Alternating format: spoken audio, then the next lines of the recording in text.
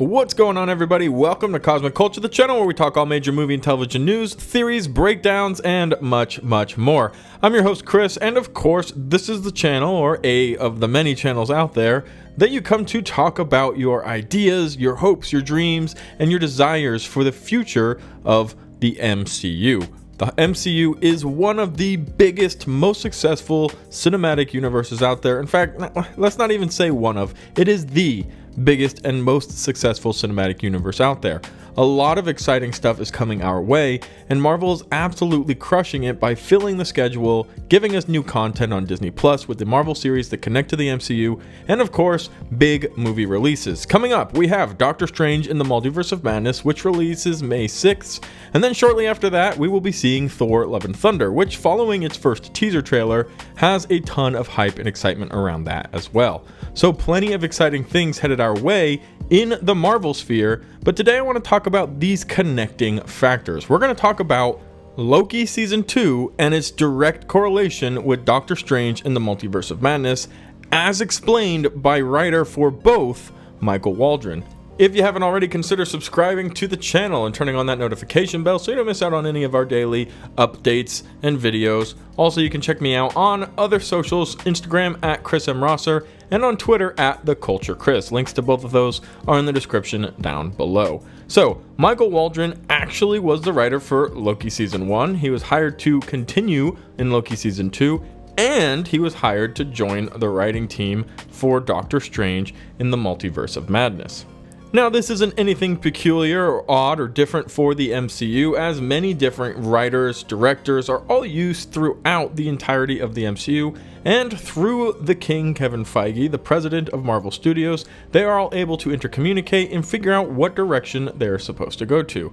This is a major job. It's a very heavy job that could have a lot of issues, creative differences, arguments. However, it always seems to work out. The interconnection between one series or one movie to the next has been almost flawless so far.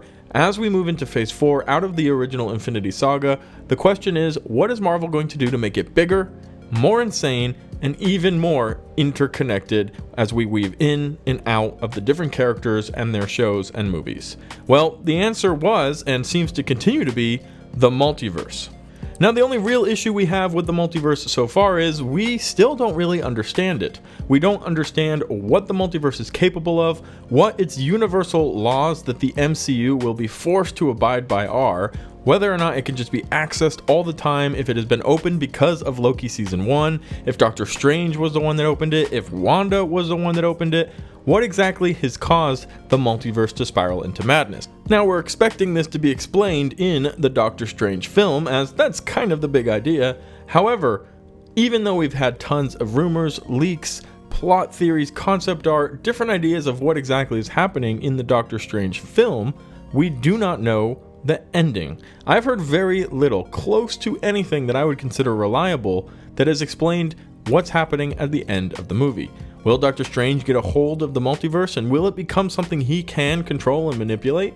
Or will it continue to spiral out of control, throwing us into Secret Wars, Battle World, all of these different crazy ideas and possibilities? Well, we might have a little bit of a better idea coming from writer Michael Waldron, who, as I mentioned, is involved in both Doctor Strange in the Multiverse of Madness and Loki Season 2, where he says there is a very clear connection between the two. He says, "The headaches I have are probably intertwined. I mean, it's all intertwined, and it all stands alone. Like a great comic universe, I think that one thing certainly informs the other. You're going to have a better time watching the next chapter of the MCU story if you've seen the stuff before it, but also, hopefully, even if you've walked in off the street, you still have a blast. It should be good enough that it stands on its own." Now, this quote specifically came from his interview with The Playlist, who asked about specifically the connectivity of the MCU and how his experience on Loki potentially helped him write Doctor Strange 2, and whether or not we would see a connection from Doctor Strange into any of his future projects. Now, he says the headaches that he's been having have been intertwined, and it's all intertwined, but it also stands alone. So we do get a pretty dodgy response from him as he says everything's connected and everything's on its own, and a good project should be enjoyed by somebody who's never even heard of Marvel before. And although that's 100% accurate and true, he does give us a little bit here when he says, of course, they are entwined. When he says specifically, I think that one thing certainly informs the other. So we're going to be getting a lot of information of the future of the MCU based around the big conundrum, and that is understanding the multiverse. Wanda wants to understand the multiverse in order to get to her kids. Loki was introduced to the multiverse after a variant version of himself from the MCU was thrown off of the timeline, and they tried to erase him, as the TVA does, protecting the sacred timeline as they were called to do by He Who Remains, to stop any other Kangs from surfacing and destroying everything that we know as we know it. He Who Remains, also being a variant of Kang, introduced a very, very interesting topic to us. However, Loki ended with Kang, or rather He Who Remains, dying, and Loki returning to the TVA to find that Kang the Conqueror was in charge of this TVA in whichever multiverse it does or doesn't exist, since the TVA also exists outside of time. Spider-Man No Way Home was a massive success. Everybody loved the idea of getting 3 Spideys on stage. However, this is also a multiversal issue, and now we have the question, do all these multiverses exist simply because He Who Remained died?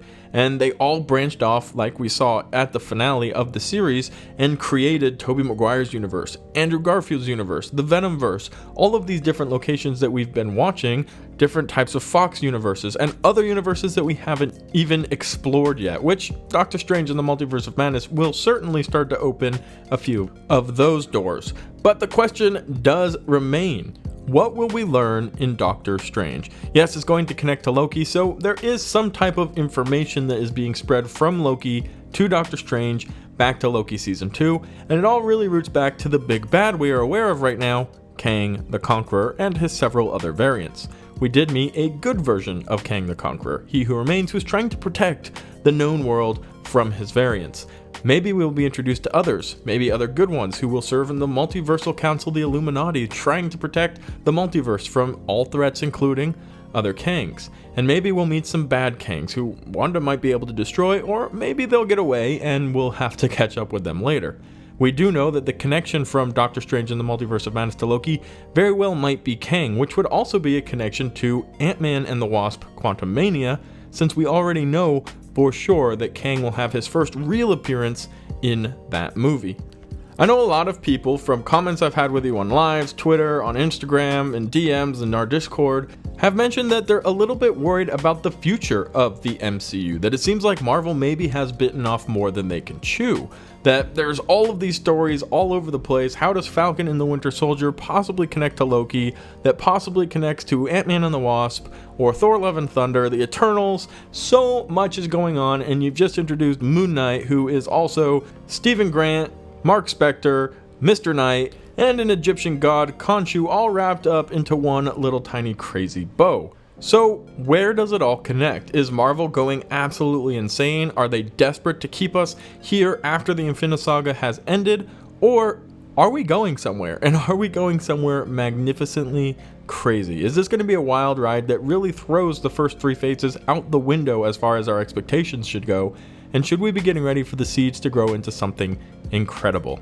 You know, I try to keep it as real as I can here on the channel, and I really do believe, without propagating for Marvel, for Disney, I do believe we can trust Marvel's plan. They've let us down very few times, and I know people disagree and say, oh, this casting was terrible, this movie was bad. But if you think of what they have accomplished as a cinematic universe, they have some tricks up their sleeves. They have some new stuff coming for us, and it is all going to collapse on itself like a superstar, and it's going to be something pretty incredible. Hopefully we can have the patience to allow those seeds to root, for them to grow, and we can start seeing the connections between WandaVision, Falcon and the Winter Soldier, Hawkeye. Then you have the movies Doctor Strange, Black Panther: Wakanda Forever, Thor: Love and Thunder, and many others that have already been announced, and even more that have yet to be announced. There is a ton of MCU content coming our way, and each series, each movie seems to outdo the last. So continue to be excited, guys, but let me know, what do you think in the comment section down below? Has Marvel bitten off more than they can chew, or is the multiverse opening doors to possibilities we did not even think could be an option in this area? Let me know your thoughts in the comment section down below. As always, thank you to everybody who watched to the very end of the video. If you found it helpful, useful, or entertaining, consider subscribing and turning on that notification bell so you don't miss out on any of our daily uploads. And I'll see you guys all in the next one right here on Cosmic Culture.